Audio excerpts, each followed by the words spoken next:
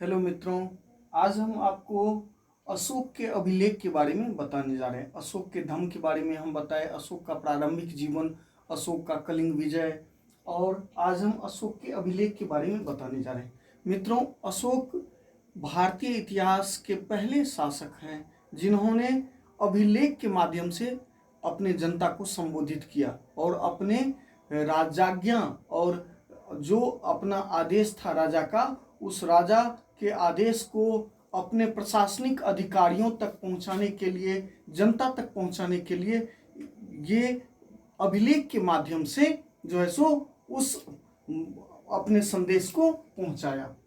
और इसमें जो है सो अशोक को अभिलेख के माध्यम से जनता तक संवाद पहुंचाने का जो ये तकनीक है, ये आपको ईरान के शासक डेरियस प्रथम, दारा प्रथम से उनको प्रेरणा मिला। सर्वप्रथम ईरान के शासक डेरियस प्रथम ने आपको अभिलेख के माध्यम से संवाद आपको पहुंचाया था जनता तक।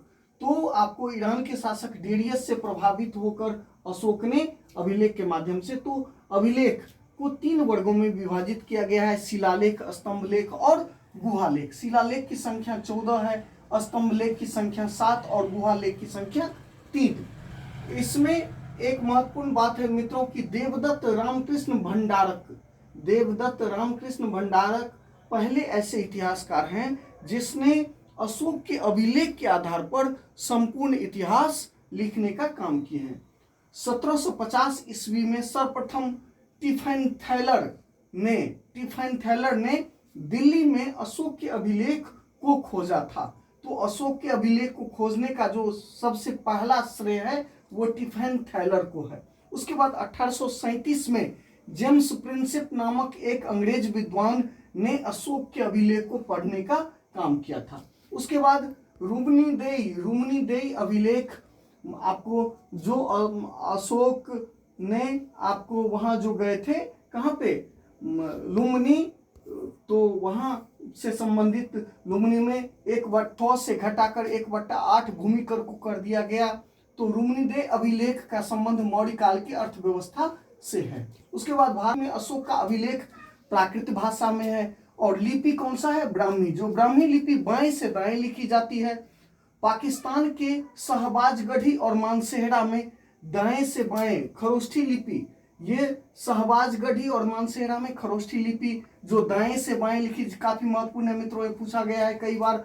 और अफगानिस्तान में आर्मेनिक लिपि जो पुलेरारुत भाषा में वर्णित है। उसके बाद हम आपको कुछ अभिलेख जो महत्वपूर्ण है, गिरनार जो गुजरात में है, ब्राह्मी लिपि में है। धौली और जौगढ़ उड़ीसा में है। धौली और जौगढ़, धौली आपको जौगढ़ गंजाम जिले में, और धौली हो गया आपको ये उड़ीसा के भुवनेश्वर के पास।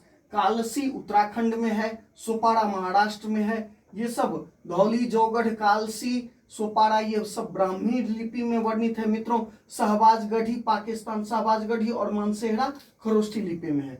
उसके बाद एक महत्वपूर्ण, ये बात हम पहले भी बताए थे आपको, मस्की, गुर्जरा, नेतुर और उडेगोलन का जो अभिलेख है, इसमें अशोक के नाम का उल्लेख मिलता है। सम्राट अशोक के नाम का उल्लेख सर्वप्रथम मस्की अभिलेख में मिलता है। उसके बाद शिलालेख और उसका स्थान, एड़गुड़ी, राजुल मंडीगिरी, ये कर्नूल आंध्र प्रदेश में है। उसके बाद मस्की, जिसका खोज वीडेन ने किया था, रायचूर आंध्र प्रदेश में। यानी कि एड़गुड़ी, राजुल मंडीगिरी और मस्की ये सभी आंध्र प्रदेश में है।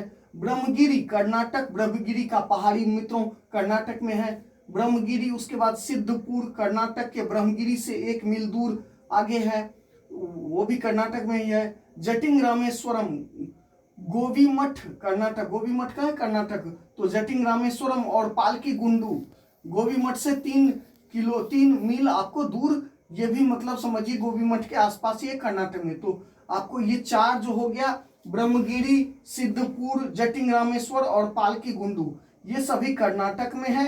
ब्रह्मगिरी और सिद्धपुर कर्नाटक के ब्रह्मगिरी, और जटिंग रामेश्वर और पालकी गुंडू गोबीमठ कर्नाटक में। उसके बाद रूपनाथ, गुर्जरा आपको दतिया जिले मध्य प्रदेश में है।